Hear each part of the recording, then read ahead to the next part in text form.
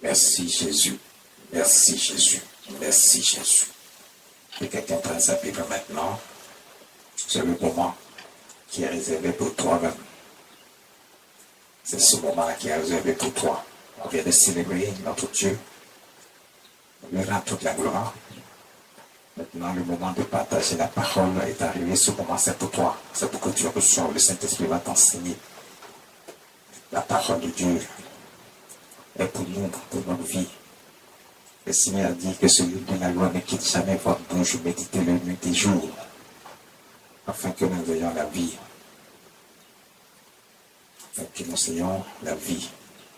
Ce matin, le Saint-Esprit veut nous enseigner quelque chose de très important. Très souvent, on est en train d'accuser nos parents. Ils les accusent de tous les noms, comme si on a mis nos parents au monde. Très souvent, on est en train d'accuser nos parents comme si on a mis nos parents au monde. Ce matin, c'est que le Saint-Esprit veut nous enseigner très, très, très important. On doit retenir quelque chose. Ce qu'on va retenir, Dieu a fait l'homme à son image et selon sa ressemblance. Ce que Dieu a dit, il a mis son esprit sur l'homme, dans l'homme, que l'homme puisse faire un certain nombre de choses comme Dieu lui-même. Donc, voici, ce matin, on va voir un élément très important dans la vie de l'homme. De nos jours, on a constaté que ce sont les enfants qui veulent éduquer leurs parents. Les enfants veulent éduquer leurs parents. On ne parle pas des parents qui se sont attachés aux services du diable et qui fonctionnent selon le diable et qui n'ont aucun sens, qui n'apportent rien à la famille ni aux enfants. Ce n'est pas de ce genre de père dont on parle. On parle de père en général, qui joue son rôle de père, qui craint Dieu. Mais voici que des enfants veulent donner des leçons à leur père parce qu'ils pensent que voici des enfants qui eux aussi sont manipulés par le diable et qui pensent qu'eux peuvent donner, c'est eux qui vont donner des leçons maintenant à leurs parents. Écoutez, il ne faut pas confondre les choses. Ce que je suis en train de dire maintenant, il n'est pas dit que s'il y a une situation que un père, une mère, un parent n'est pas dans les bonnes voies et que c'est l'enfant qui est dans les bonnes voies, selon le Seigneur, parce qu'il faut préciser, c'est dans le Seigneur, c'est-à-dire que tu fais ce que Dieu dit qui est bon de faire, tu marches selon ce que Dieu dit qui est bon de faire, de marcher.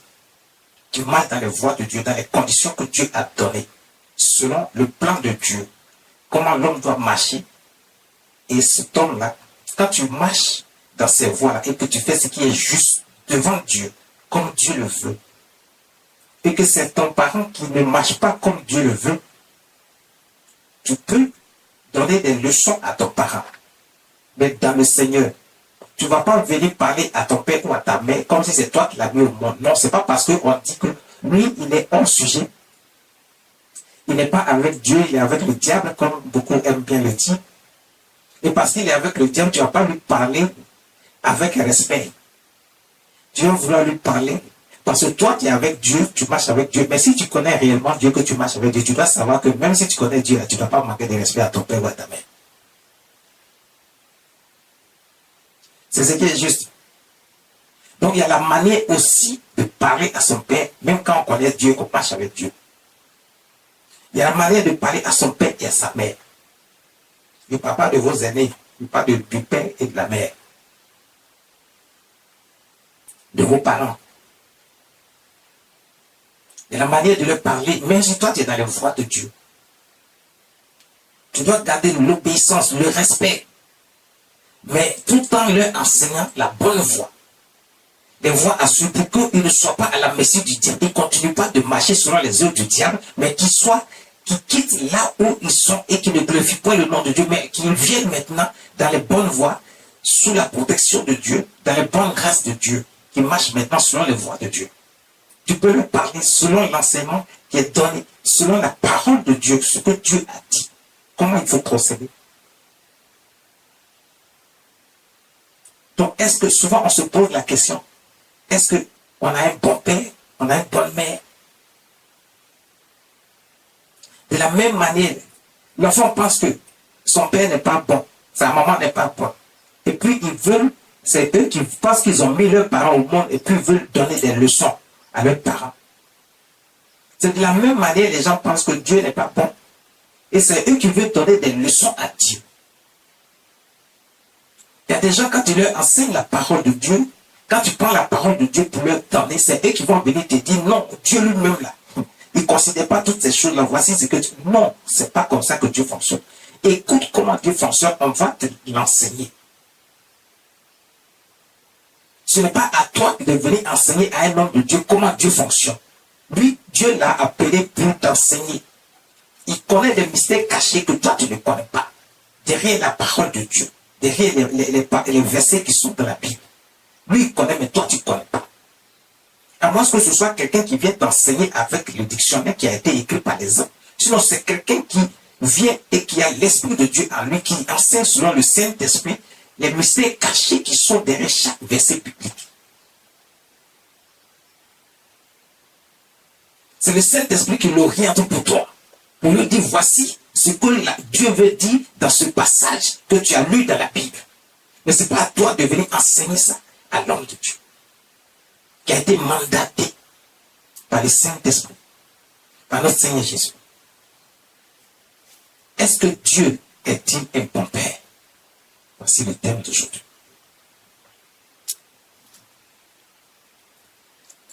Dieu est-il un bon Père? Le Saint-Esprit va nous enseigner pourquoi ça, si Dieu est un bon Père ou c'est un mauvais Père. De la même manière, on pense que nos pères biologiques, nos pères humains sur la terre ne sont pas des bons pères. Est-ce que c'est de la même manière, on pense que Dieu n'est pas un bon Père? Parce qu'il y a des situations qui sont arrivées dans notre vie où on a accusé Dieu. On a voulu enseigner Dieu. On a voulu dire à Dieu comment est-ce qu'on doit marcher, mais au lieu d'écouter ce que Dieu veut qu'on marche, de comment Dieu veut qu'on marche, on ne veut pas écouter comment Dieu veut qu'on marche, mais on veut enseigner à Dieu comment on doit marcher. C'est nous qui voulons apporter à Dieu qu'est-ce qu'il faut faire. Donc, on passe le temps à accuser Dieu. Mais est-ce que Dieu a-t-il posé déjà une action qui n'est pas bonne pour nous? Est-ce que Dieu a-t-il posé une action qui n'est pas bonne pour nous? Toute action que Dieu pose est une bonne action. Dieu ne ment pas. Tout ce que Dieu fait est bon. Il a créé les cieux, il a créé la terre, il a créé tout ce qui vit, tout ce qui respire. Il est le seul et le vrai Dieu. Aucun Dieu n'est comme lui. Aucune œuvre n'est comparable à ses œuvres. Il est le tout-puissant Dieu. Miséricordieux, de bonté et de miséricorde. Il pardonne malgré nos multitudes de péchés, il nous pardonne toujours. Pourvu qu'on reconnaisse qu'on a péché, qu'on se repente, qu'on revienne à lui, il nous pardonne. Il pardonne même aux sorciers, aux féticheurs, aux mystiques. Il pardonne. Si ceux-là abandonnent leur voie et qu'ils viennent à Dieu, Dieu leur pardonne. S'ils abandonnent leur voie, Dieu pardonne. Mais pourvu qu'ils abandonnent sincèrement leur voie, ils quittent ce qu'ils sont dedans. Ils arrêtent de suivre le diable et de faire comme si le diable peut faire quelque chose pour eux. Il y a beaucoup de sorciers, des gens qui sont venus, qui ont reçu la délivrance. Les féticheurs, les mystiques. Parce qu'ils ont compris que Dieu est au-dessus de tout. Il n'y a pas quelqu'un qui peut se comparer à Dieu. Il n'y a aucune puissance qui peut se comparer à la puissance de Dieu. Est-ce que Dieu est un bon Père? Le Père biologique humain qui marche avec Dieu, c'est-à-dire qu'il n'est pas dans les choses du diable, qui ne marche pas, qui ne fait pas ce qui est mal aux yeux de Dieu, mais qui est un bon Père, qui essaie tant bien que mal de pouvoir donner une bonne éducation à ses enfants et à sa famille. Il fait ce qu'il... Regardez, il y a des pères, tu vas voir, le monsieur, peut-être qu'il n'a rien, mais il va tout faire pour que sa famille ait toujours à manger. Ses enfants aient toujours à manger. Et ils ne savent pas comment ils procèdent pour qu'ils puissent avoir à manger dans la maison. Mais quand ils sont là, ils mangent, ils sont à l'aise. Mais le monsieur, lui, souffre pour pouvoir mettre sa famille dans les conditions. Il y a des situations dans lesquelles il se trouve qu'il ne peut pas vous dire, il ne peut pas informer personne. Donc, on ne peut pas venir traiter ce monsieur-là de n'importe quoi, on ne peut pas lui dire qu'il ne vous aime pas alors qu'il est en train de se sacrifier pour vous. Dieu ne se sacrifie pas pour quelqu'un, il n'a pas besoin de se sacrifier pour quelqu'un, c'est nous qui devons nous sacrifier pour Dieu. Mais Dieu fait ce qui est juste pour nous. Parce que si Dieu te voit aller là où il ne faut pas, il va te ramener à la raison.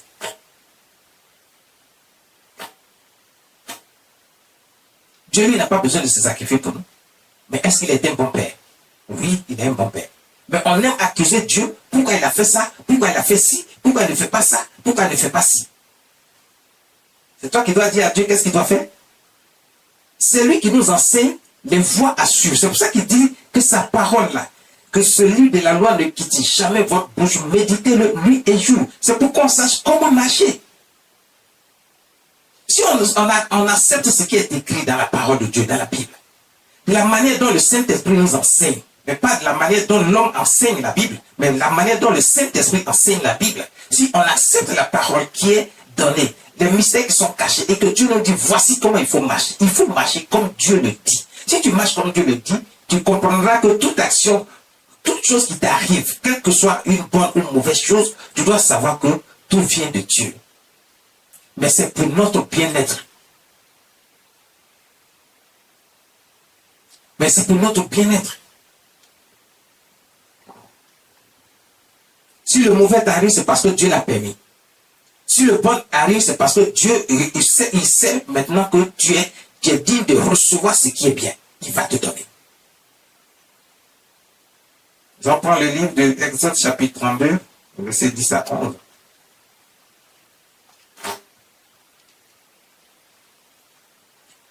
Verset 32, verset 10 à 11.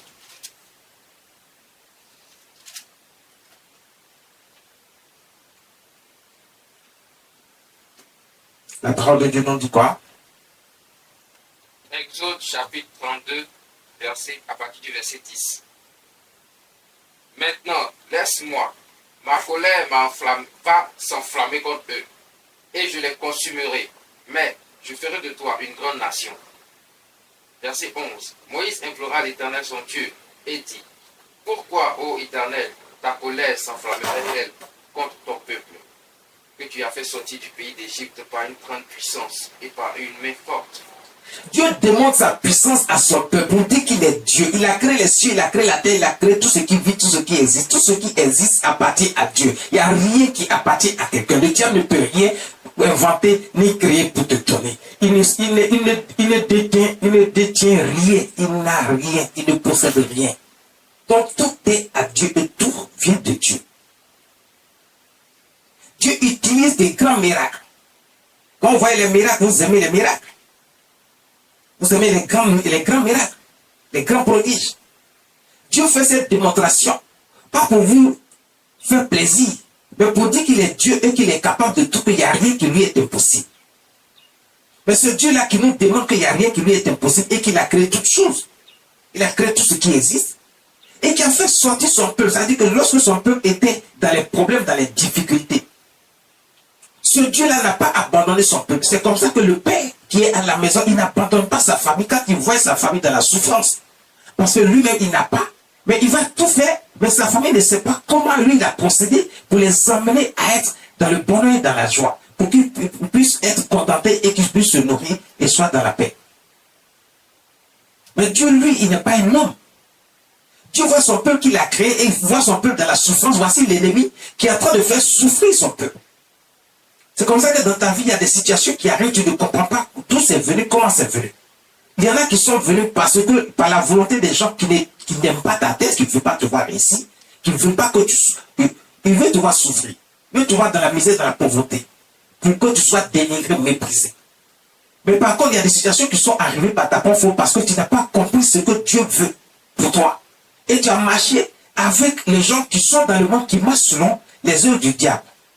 Et quand tu marches selon ce qui ne vient pas de Dieu, il faut savoir que ta vie va connaître une situation très compliquée, très difficile. Dieu a sorti le peuple dans la misère, dans la servitude, dans la souffrance, là où ils étaient coincés. Ils étaient malmenés. C'est-à-dire qu'il y avait des problèmes. Il les a fait sortir d'Égypte. Quand on parle d'Égypte, ce n'est pas seulement un lieu géographique dont il s'agit dans la Bible quand on parle d'Égypte. Parce que c'est vrai, il y a eu la situation qui s'est passée en Égypte. Mais quand Dieu prend cette référence et qu'il écrit ça partout dans la Bible, cela veut dire que c'est juste une référence pour dire que quand on parle d'Égypte, il s'agit de tout ce qui ne vient pas de Dieu, qui est mal. Et que les gens sont dans un autre cas qui font ce qui est mal aux yeux de Dieu. Si tu t'adaptes à ça et que tu marches selon ces voies-là, tu ne trouveras pas grâce devant Dieu. Mais si tu sors de ces situations, parce qu'il y a des gens qui sont attachés à ces gens-là, donc leur situation devient plus compliquée parce que tu n'es pas avec Dieu. Mais si tu es avec Dieu, Dieu va te sortir de ces situations. Et quand tu vas sortir de là, tu vas connaître ce Dieu-là que tu méprises et que tu crois qu'il n'est pas un bon père pour toi. Dieu ne peut pas laisser son peuple sans les sauver, sans leur apporter ce qu'il faut pour qu'ils soient dans sa grâce. Les gens pensent que Dieu délaisse son peuple. Et que quand tu es devenu chrétien, tu es dans la misère, dans la pauvreté et les gens se moquent de toi. À cause de ça, les gens veulent voir ailleurs. Non, ce n'est pas vrai. Dieu a fait des grands miracles, des grands prodiges pour vous montrer que rien ne lui est impossible, tout lui appartient également. Qu'il peut te sortir de toutes sortes de situations alors qu'un homme ne peut pas te sortir de situations. Le père qui est à la maison et qui a sa famille, il y a des fois, il ne va pas trouver à manger à ses enfants, à sa famille. Ils vont souffrir, ils vont rester dans la souffrance. Ce qui n'est pas le cas de Dieu, qui lui, il a une solution à tout. Regardez le père même physique, humain. Il fait tout, mais quand il n'a pas, il n'a pas. Mais Dieu, lui, n'est pas limité. Il vous fait des grands miracles pour vous montrer que lui n'est pas limité, tout lui appartient. Il a fait sortir ce peuple-là.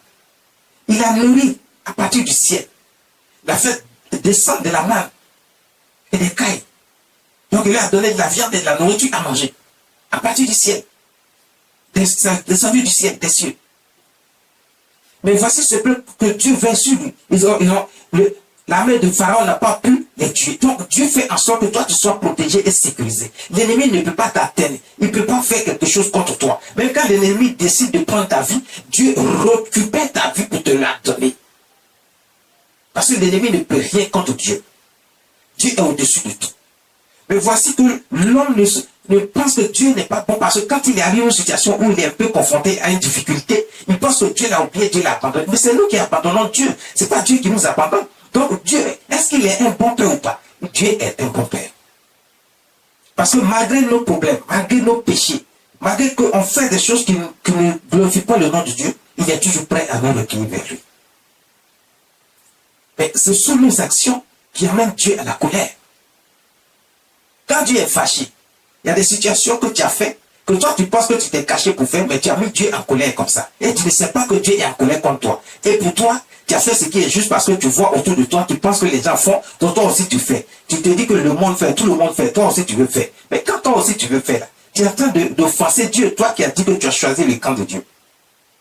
Ceux qui ne sont pas avec Dieu, ça, il n'y a pas de problème. Ils ont le châtiment qui va venir vers eux. Ce n'est pas qu'ils seront laissés comme ça sans châtiment. Non, ils auront le châtiment. Mais toi qui dis que tu connais Dieu, et puis voici que tu marches encore comme les gens qui ne connaissent pas Dieu, et tu marches selon les œuvres du monde. Mais ta situation sera encore plus grave parce que toi, tu connais maintenant Dieu. Donc Dieu va se mettre en colère. Et quand Dieu se met en colère, il se dit pourquoi il s'est mis en colère. Dieu ne va pas se mettre en colère sans vous informer qu'il est en colère et dit pourquoi il est en colère. Donc, le Dieu que nous servons est un bon père. Parce qu'il ne veut pas nous voir dans une situation qui va compromettre notre sécurité, notre paix. Et qui va faire en sorte qu'on ne va pas obtenir toutes les grâces et les faveurs qu'il a pour nous. Si Dieu a fait une promesse sur ta vie, il dit qu'il va te rendre prospère. Et puis toi, tu ne marches pas selon les voies de Dieu. Mais la prospérité que Dieu t'a promis, il ne va pas te donner parce qu'il est en colère contre toi. Mais toi, tu ne sais pas qu'il est en colère contre toi parce que tu as posé des actions qui ne glorifient pas le nom de Dieu. Donc Dieu se met en colère. Ce n'est pas parce qu'il s'est mis en colère qu'il n'est pas un bon père. Mais c'est parce qu'il veut que toi, ce qu'il a promis sur ta vie là, il veut vraiment te donner. Il veut vraiment que tu reçoives la prophétie qui a été dite sur ta vie. Il veut que tu l'obtiennes. C'est pour ça qu'il a dit, si elle attends là, mais attends là, mais il ne veut pas te voir aussi perdre cette promesse qu'il a faite sur ta vie. C'est pour ça qu'il se met en colère pour nous corriger, pour nous mettre sur le droit chemin, pour qu'on revienne, pour prendre possession de notre héritage. qui est avec notre Dieu, avec notre Seigneur Jésus. C'est parce qu'il ne veut pas qu'on rate cet héritage. Mais non, mais on fait tout pour rater l'héritage. Est-ce que c'est ce que Dieu veut pour nous? Le prophète Moïse, il va implorer l'Éternel, son Dieu. Il dit, pourquoi, ô Éternel, ta colère s'enflammera-t-elle contre ton peuple, que tu as fait sortir du pays d'Égypte par une grande puissance? Mais Dieu sait pourquoi il le fait. C'est ce que je viens de vous expliquer. Faisons ce qui est juste. Exode chapitre 34, verset 6. Et l'Éternel passa devant lui et s'écria, l'Éternel, l'Éternel, Dieu de miséricorde et compatissant, lent à la colère, riche en bonté et en fidélité. Exode 34, verset 6. Qu'on va le verset 5. Exode chapitre 34, verset 5. L'Éternel descendit dans une nuée, se tint auprès de lui et proclama le nom de l'Éternel. Verset 6. Et l'Éternel passa devant lui et s'écria, l'Éternel, l'Éternel, Dieu miséricordieux et compatissant, lent à la colère, riche en bonté et en fidélité. Regardez, notre Dieu que nous servons était Dieu de bonté et de miséricorde. Le peuple avait mis Dieu en colère et Dieu était en colère vraiment. Donc il a frappé le peuple de Dieu, il les a châtiés un peu, il les a corrigés un peu. Mais à un moment donné, quand Moïse, le prophète, a commencé à pleurer Dieu pour demander pardon, et grâce à Dieu, Dieu a accepté le pardon. Donc Dieu est toujours le Dieu de bonté qui accepte le pardon de ses enfants. Parce que si l'enfant reconnaît qu'il est en erreur et qu'il ne vient pas pour enseigner à Dieu ce que Dieu doit faire, comme les enfants de nos jours veulent enseigner à leurs parents ce qu'ils doivent faire, ce qui n'est pas juste.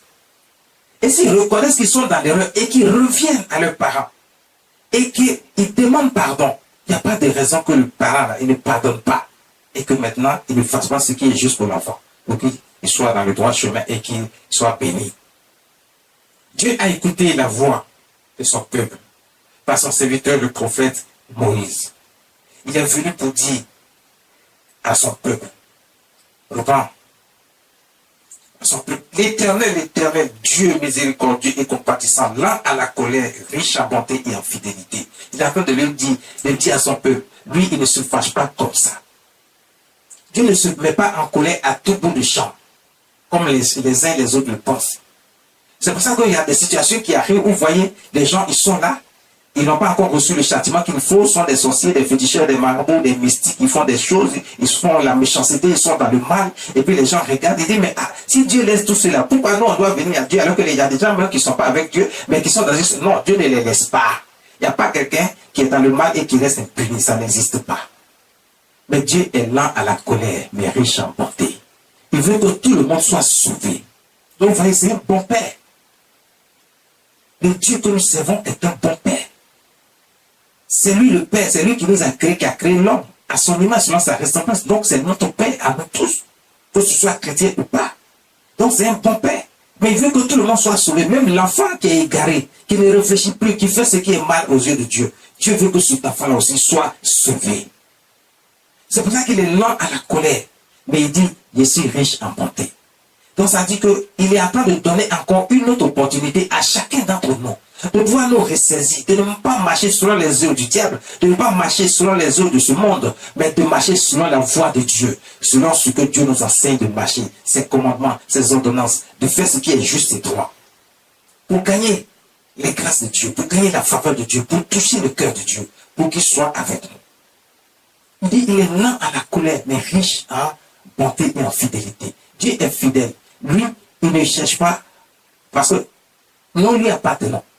La preuve, il a voulu effacer l'homme de la surface de la terre, parce qu'il en avait marre à cause du comportement et de l'attitude de l'homme. Mais à un moment donné, Dieu a dit non, je vais quand même épargner l'homme. C'est comme ça qu'il a épargné Noé et sa famille, qui sont restés et qui se sont encore multipliés. Et aujourd'hui, toi tu es là, je suis là. Parce que Dieu aime vraiment l'homme. Il nous aime. Il est là à la colère, mais riche en bonté. Mais aujourd'hui, tu es là parce que Dieu l'a voulu. Parce que Dieu a voulu que tu sois encore là. Sinon, peut-être qu'il aurait fait d'autres créations. Il allait envoyer une autre créature qu'on ne sait pas. Il n'aurait pu être l'homme. Il a gardé l'homme parce qu'il a aimé l'homme. Mais est-ce que l'homme aime Dieu? Au lieu de l'accuser, notre Dieu est un père, est un bon père. Il est lent à la colère, riche en bonté et en fidélité. Il est fidèle. Il ne se sépare jamais de ce que lui-même il a fait de ses propres mains. Il est notre Dieu. On prend le livre de Nombres, chapitre 11, à partir du verset 1. Il est le Dieu puissant, miséricordieux. Mais est-ce que nous, on est juste envers notre Dieu? Est-ce qu'on est juste envers notre Dieu? Est-ce qu'on reconnaît le bienfait de Dieu? Pourquoi est-ce que l'homme est toujours en train de se plaindre? Alors que Dieu fait ce qui est possible pour nous mettre dans sa grâce, dans les grâces. Pour mettre devant nous ce qui est bon et juste. Quand on crie à Dieu, Dieu répond. Mais on est toujours en train de murmurer. L'homme n'est jamais satisfait parce que l'homme est ingrat. L'ingratitude de l'homme amène l'homme à ne pas reconnaître les bienfaits de Dieu et à toujours murmurer contre Dieu. Mais quand tu fais ça, Dieu va enlever sa face contre toi. Il va te tourner le dos. Et à un moment donné, ta situation va devenir pire et compliquée. Et tu vas penser que Dieu t'a oublié, mais Dieu t'a pas oublié, mais c'est parce que toi, tu n'es même pas reconnaissant, tu es ingrat. Tu es toujours en train de murmurer contre Dieu. Qu'est-ce que la parole de Dieu dit ici? Nombre chapitre 11, verset 1. Le peuple murmura et cela déplut aux oreilles de l'Éternel. Lorsque l'Éternel l'entendit, sa colère s'enflamma, le feu de l'Éternel s'alluma parmi eux et dévora l'extrémité du corps.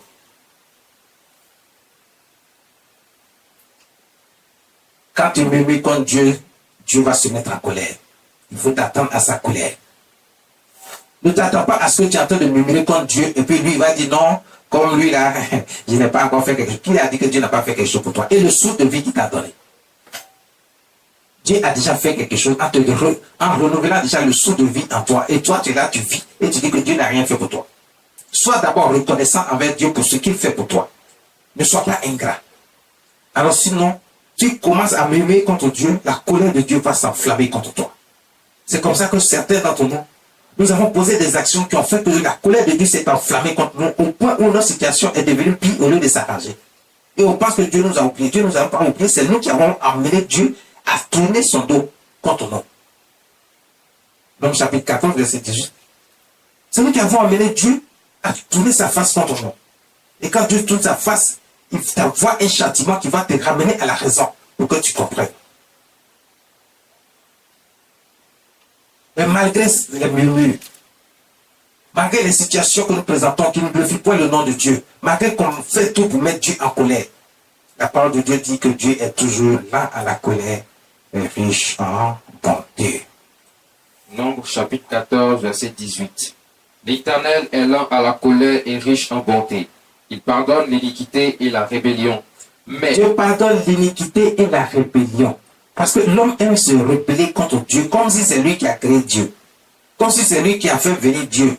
Alors que c'est Dieu qui a créé l'homme. L'homme est devenu rebelle. Dieu est contre la rébellion. Dieu n'aime pas les rebelles. Dieu aime les enfants soumis, respectueux, obéissants. C'est parce que Satan n'a pas obéi qu'il a été rejeté, condamné, jugé et condamné. Alors ne fais pas comme Satan. Ne fais pas comme les gens du monde qui ne respectent pas Dieu, qui n'ont pas la crainte de Dieu et qui font ce qu'ils veulent et puis ils veulent que Dieu fasse quelque chose pour eux. Quand ils sont dans les difficultés, c'est maintenant qu'ils se tournent vers Dieu. Ils vont crier à Dieu. Pourtant, quand ils vivent leur vie, ils veulent faire croire que Dieu n'existe pas. Et que ceux qui vont à l'église, c'est ceux qui perdent leur temps. Mais quand ils sont dans les problèmes, ils se souviennent que Dieu existe. Ils veulent que les gens prient pour eux. On a vu des situations où les gens se sont retrouvés dans une vraiment situation très compliquée, d'autres se sont retrouvés sur un lit d'hôpital où aucune main d'homme ne peut les soigner, la médecine ne peut pas les soigner, la tradition ne peut pas les soigner, les ancêtres ne peuvent pas les soigner. Et puis même les médecins vont demander prier pour lui parce que c'est tout ce qu'il laisse. Mais pourquoi on doit prier pour lui? Mais qui on prie? On prie Dieu parce qu'il est la solution suprême. Sans lui, c'est-à-dire qu'il est le Dieu de l'impossible, c'est lui qui peut faire tout. L'homme ne peut rien faire, l'homme est limité. Les féticheurs sont limités, les marabouts sont limités, les sectes sont limités. Tout ce que vous voyez autour de vous, ils ne sont rien. D'ailleurs, Dieu dit de ne même pas s'approcher d'eux, parce qu'ils ne sont rien. Dieu seul peut tout pour toi. Il y a des gens qui, quand ils se sont retrouvés dans ces conditions-là, c'est là qu'ils veulent maintenant que on prie Dieu pour eux. D'autres, c'est pas la maladie, mais ils se sont retrouvés, se sont mis dans une situation tellement compliquée. Mais au moment où ils le faisaient, quand on leur parlait de Dieu, ils ne voulaient rien entendre. Ils pensent qu'ils sont arrivés. Parce que ce n'est pas la maladie, mais ils sont en train de vivre une vie de débauche, une vie. C'est-à-dire qu'ils vivent selon les choses du monde, ce que le diable a introduit dans le monde. Ils n'écoutent personne, sont devenus arrogants et méchants. Mais à un moment donné, il faut revenir à la raison. Parce que le Dieu que nous servons, il est lent à la colère, riche en bonté. Mais Dieu n'aime pas les rebelles. Dieu n'aime pas ceux qui pensent que Dieu n'existe pas et qui se tournent vers d'autres dieux et qui vont voir ailleurs et qui font autre chose. Il est lent à la colère, riche en bonté. Mais Dieu, il n'accepte pas les rebelles. Continuez la lecture de ce passage. Mais il ne tient point le coupable pour innocent et il punit l'iniquité des pères sur les enfants jusqu'à la 3e et la 4e génération. Tu dois savoir que Dieu est un bon père. Il fait ce qui est juste. Il est le Dieu de justice. Il rend justice à qui le mérite. Si tu es coupable, Dieu va t'apporter le châtiment qu'il faut pour que tu retrouves la raison. Ce n'est pas parce que Dieu est lent à la colère, riche en bonté, qu'il accepte que le coupable n'est pas coupable. Non. Tu n'es pas avec Dieu, tu fais ce qui n'est pas juste aux yeux de Dieu. Tu vois les féticheurs, les marabouts, les mystiques, tu es dans les sectes, tu fais ce qui n'est pas bon, tu vis la vie de débauche, tu es dans la vie du monde. Et puis tu fais des choses, et puis tu crois que Dieu n'existe pas. Quand on te parle de Dieu, mais tu n'écoutes pas. Parce que tu crois que ça, ce n'est rien. Écoute, il y a un châtiment pour ça. Ça veut dire que tu as offensé Dieu. Donc tu deviens coupable aux yeux de Dieu et Dieu ne laisse pas le coupable impuni. Le coupable sera puni. C'est pour ça que ces gens de personnes, à un moment donné, ils perdent tout ce que Dieu leur a donné et a permis d'avoir.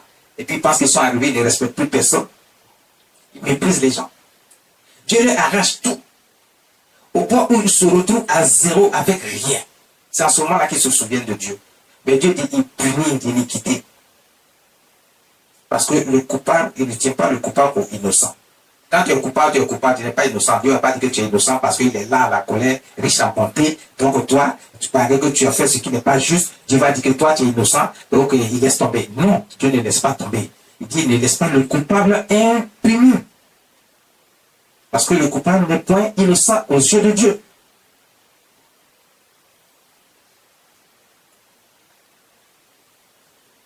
Dieu punit.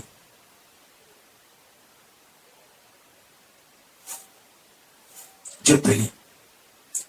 Et il punit l'iniquité des pères sur les enfants jusqu'à la 3e génération, à la 3e et la 4e génération. Avant, si un père a péché, toute la génération, Dieu va faire payer ça. Tous ceux qui vont arriver, les enfants vont payer l'iniquité de leur père. Non, mais soyez tranquille. Maintenant, personne ne paye l'iniquité de son père. Dieu a changé les choses. Si toi, tu as péché, tu es coupable, toi seul. C'est toi seul qui vas payer. Tes pères ne vont pas payer à ta place. Tes enfants ne vont pas payer à ta place. C'est toi qui vas payer. Si toi, tu es l'enfant aussi, tu as péché, c'est toi qui payes. Tu es coupable devant Dieu. Ce n'est pas ton père qui va payer à ta place. Voici ce que Dieu a fait après. Mais au moment où il parlait ici, il était vraiment en colère. Pour dire que ce n'est pas parce qu'il est bon, il est fidèle, riche en bonté et miséricordieux, qu'il tient le coupable pour innocent. Le coupable n'est pas innocent. Il mérite d'être puni. Et la parole de Dieu dit, il punit l'iniquité. Dieu punit l'iniquité. On voit le psaume 138.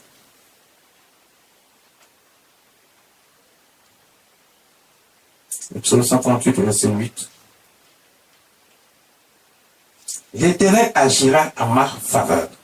L'Éternel, Éternel, ta bonté dure à toujours. N'abandonne pas les œuvres de tes mains. L'Éternel, ta bonté dure à toujours. N'abandonne pas les œuvres de tes mains. L'Éternel agira en ma faveur. C'est-à-dire, notre Père, aujourd'hui on est en train de voir s'il est un bon Père ou pas. C'est-à-dire que même quand tu es dans les difficultés, dans les problèmes, quand tu as péché contre Dieu, quand tu as fait ce qui est mal aux yeux de Dieu, mais que toi-même, en tant qu'enfant, tu t'es ressaisi, Tu as dit que j'accepte Dieu, le Dieu suprême, créateur des cieux et de la terre. J'accepte Jésus-Christ, notre Seigneur, de marcher avec lui dans ses voies, ses commandements, ses préceptes. Quand tu fais ce qui est juste et bon et que tu marches dans les voies de Dieu, lorsque tu t'es ressaisi, que tu as reconnu ces choses et que tu reconnais Dieu et que tu viens à lui pour t'excuser, pour demander pardon, pour te repentir, pour rejeter tout ce que tu as fait qui n'est pas juste, qui n'est pas bien, et que tu reconnais tout cela, que tu as tout rejeté, Dieu te pardonne. Donc, la prière que les serviteurs de Dieu étaient en train de faire ici, il dit, l'Éternel agira en ma faveur. Pourquoi l'Éternel agit en ta faveur? Parce qu'il est un bon Père. Il est un bon Père qui pardonne. Quand tu es coupable, il te punit. Mais quand tu es revenu à la raison et que tu demandes pardon et que tu fais ce qui est juste, parce qu'ici, il est en train de demander pardon. Si on avait lu au-dessus, vous allez comprendre qu'il va d'abord reconnaître qu'il est dans l'erreur. Maintenant, il vient vers Dieu pour que Dieu lui pardonne. Et Dieu va lui pardonner. Il dit, Dieu n'abandonne pas les œuvres de tes mains. Et Dieu accepte parce que tu es revenu à la raison. Ésaïe chapitre 57, verset 16. Parce que tu es revenu à la raison, Dieu te pardonne. Il est un bon Père. Il ne laisse jamais. Je ne veux pas contester à toujours, ni garder éternel ma colère. Vas-y, fais la lecture. Je ne veux pas contester à toujours. Dieu ne conteste pas à toujours. C'est-à-dire, il n'est pas toujours en train de dire, mais pourquoi l'homme a fait ci, l'homme a fait ça. Dieu ne conteste pas toujours. Écoutez, à un moment donné, Dieu lui-même là, il est fatigué de dire, mais pourquoi l'homme il est comme ça? Parce qu'il sait que l'homme là, il ne change pas. Mais il ne change pas, mais il peut quand même revenir à la raison et comprendre que Dieu est son Père et que quand ton Père là, il te dit de faire quelque chose, tu dois le faire. Tu dois être obéissant et respectueux, soumis. Mais quand il dit qu'il ne conteste pas sa colère à toujours, là, ça veut dire quoi? Ça veut dire que, c'est vrai, il ne laisse pas tomber l'iniquité, comme il a dit. Il punit le coupable parce que le coupable n'est pas innocent. Mais quand tu reviens, c'est ce que j'ai expliqué tout à l'heure, quand tu reviens à lui, que tu demandes pardon sincèrement, que tu te repentis et que tu dis, je ne veux plus jamais recommencer. Je ne veux plus jamais faire ce qui est mal aux yeux de Dieu. Dieu dit, il ne conteste pas à toujours parce qu'il accepte. C'est pour ça que je vous ai dit tout à l'heure que même le sorcier, il s'est repenti, il a rejeté tout ce qu'il fait. Il est quitté dans tout ce qu'il fait et qu'il revient à Dieu, Dieu pardonne. Donc Dieu dit, il ne conteste pas à toujours. Ésaïe 57, verset 16, il dit, je ne veux pas contester à toujours, ni garder éternel, une colère éternelle. Continuez la lecture. Je ne veux pas contester à toujours, ni garder une éternelle colère, quand devant moi tombent en défaillance les esprits, les âmes que j'ai faites. Quand devant moi tombent en défaillance les esprits, les âmes que j'ai faites. Dieu ne veut pas nous voir souffrir. Dieu ne veut pas nous voir mourir. Dieu ne veut pas que nous soyons dans la tristesse, dans la désolation, dans les problèmes. Mais Dieu veut que nous soyons dans la paix, dans la joie, dans le bonheur. Dieu ne veut pas nous voir tristes. C'est pour ça qu'il ne veut pas garder sa colère à toujours contre nous. Il ne veut pas toujours contester parce que nous sommes toujours dans le péché. Mais c'est pour ça qu'il accepte de nous pardonner. C'est pour ça qu'il accepte de nous pardonner. C'est pour ça qu'il accepte de nous pardonner. C'est pour ça qu'il accepte que nous puissions revenir à la raison, nous repentir, abandonner tout le mal que nous faisons. Et quand Dieu nous pardonne, il ne veut pas contester toujours à sa colère, mais cela ne veut pas dire qu'il veut qu'on demeure dans le péché. Non, c'est pas ce que ça veut dire. Il veut qu'on abandonne le péché, et quand on abandonne et qu'on vient vers lui, il dit qu'il est prêt à accepter. C'est pour ça qu'il dit, ni garder une éternelle colère. Dieu ne veut pas garder une éternelle colère. Il pardonne. C'est notre Père. Il est le Dieu de bonté, de miséricorde et de fidélité. Il pardonne toujours. Donc Dieu est un bon Père. Il ne garde pas sa colère toujours. Est-ce que Dieu est un bon Père? Oui, Dieu est un bon Père. Voici un Dieu qui ne garde pas de rancune. Parce que Dieu lui-même n'aime pas les rancuniers. Dieu ne garde pas de rancune. C'est pour ça qu'il pardonne toujours. C'est pour ça qu'il veut qu'on s'éloigne du mal et du péché, et qu'on revienne à lui. Il va nous pardonner et il va nous faire grâce de toutes sortes de bénédictions. Tu veux les grâces de Dieu, la faveur de Dieu. Tu veux que Dieu te pardonne, que Dieu te regarde toujours et qu'il te positionne là où tu veux qu'il te positionne. Alors, abandonne tout ce que tu fais qui est mal aux yeux de Dieu. Repends-toi sincèrement et viens à Dieu. Dieu ne garde pas sa colère à toujours. C'est vrai, il ne tient pas le coupable pour l'innocent, mais il accepte de pardonner. Même quand il va te punir pour une bonne raison, il t'a puni, c'est pour ton bien-être, c'est pour notre bien-être qu'il nous punit. Parce que nous avons fait ce qui n'est pas juste à ses yeux. Mais quand il finit de nous punir et qu'on reconnaît qu'on a fait une faute et qu'on demande pardon, il dit qu'il accepte notre pardon et il nous pardonne. Et il recommence à zéro comme si de rien n'était, comme si on n'avait jamais péché. Mais pourvu qu'on ne pêche effectivement plus jamais. Et qu'on fasse ce qui est juste aux yeux de Dieu. Verset 17, il dit quoi? Verset 17. À cause de son avidité coupable, je me suis irrité et je l'ai frappé. Je me suis à cause de son avidité coupable, l'homme est avide du péché. L'homme est avide de l'argent. L'homme est avide du sexe. Les gens sont dans le sexe. Ils cherchent par tous les moyens qui ne glorifient pas le Dieu vivant pour chercher de l'argent, pour être dans toutes sortes de situations. Ce genre d'avidité est coupable aux yeux de Dieu. Dieu ne veut pas qu'on soit ancré, c'est-à-dire que notre esprit soit ancré sur ces choses au point où on oublie Dieu. Parce que tout est à Dieu, tout appartient à Dieu. Donc si on veut quelque chose, c'est à Dieu qu'on doit s'adresser. Mais on ne doit pas, notre esprit ne doit pas être coupable au point d'être accroché à l'argent. Au point où on fait n'importe quoi, les fraudes, les vols, la prostitution, pour rien que pour de l'argent, pour pouvoir avoir la richesse et l'abondance. On oublie Dieu, on s'en va s'adresser à des dieux étrangers, à des sectes, à tout ce qui ne veut pas Dieu pour chercher de l'argent. Cette avidité est coupable devant Dieu. Dieu veut dire que quand il parle d'avidité, il veut dire qu'on a perdu la raison au point où on croit que c'est là-bas qu'on peut trouver la solution à notre problème. Alors que la solution se trouve avec Dieu, mais pas avec ces choses-là. Il dit, malgré tout cela, si on revient à lui, il dit, c'est ce qui l'a irrité, c'est pour ça qu'il a frappé. C'est notre façon de faire là qui fait que Dieu nous corrige. Et souvent, on est dans les difficultés, la situation devient plus grave, on ne comprend pas, mais c'est parce qu'on a laissé tomber Dieu. On n'est pas venu vers Dieu pour réclamer ce qui est notre héritage, ce qui est notre droit. Marcher dans les voies de Dieu, faire ce qui est droit, pour mériter d'hériter de notre héritage. Mais on a fait ce qui est mal aux yeux de Dieu. C'est pour ça que Dieu nous a frappés par toutes sortes de problèmes et de difficultés. Par toutes sortes d'épreuves. Et à un moment donné, Dieu s'est caché au point où l'homme ne peut pas trouver le Dieu vivant. Et c'est parce qu'on était coupable et notre avidité nous a éloignés de lui. Il dit, je me suis caché dans mon indignation. Dieu était indigne. Notre comportement a indigné Dieu, a amené Dieu à se cacher, à cacher sa face entre nous. Et le rebelle a suivi le chemin de son cœur.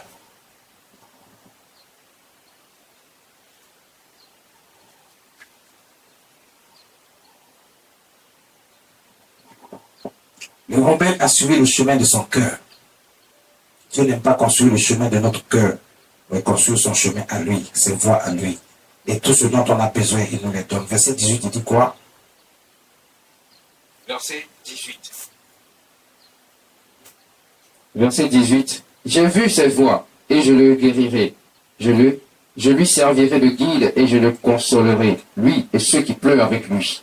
Il dit, j'ai vu ses voies, et je le guérirai.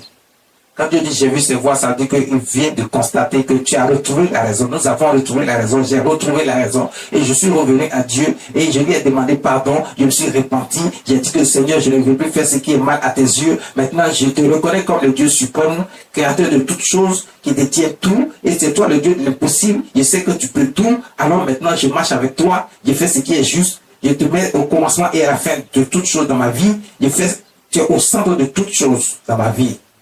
Dieu dit, j'ai vu ses voies. Et maintenant, je fais toutes choses et je marche comme Dieu le veut. Dieu est content et dit, j'ai vu ses voies. Donc, je le guérirai. Parce que je me suis repenti. Tu t'es repenti. On s'est repenti. Chacun de nous s'est repenti. Donc, quand tu fais ça, Dieu dit, je le guérirai. Je lui servirai de guide et je le consolerai, lui et ceux qui pleurent avec lui.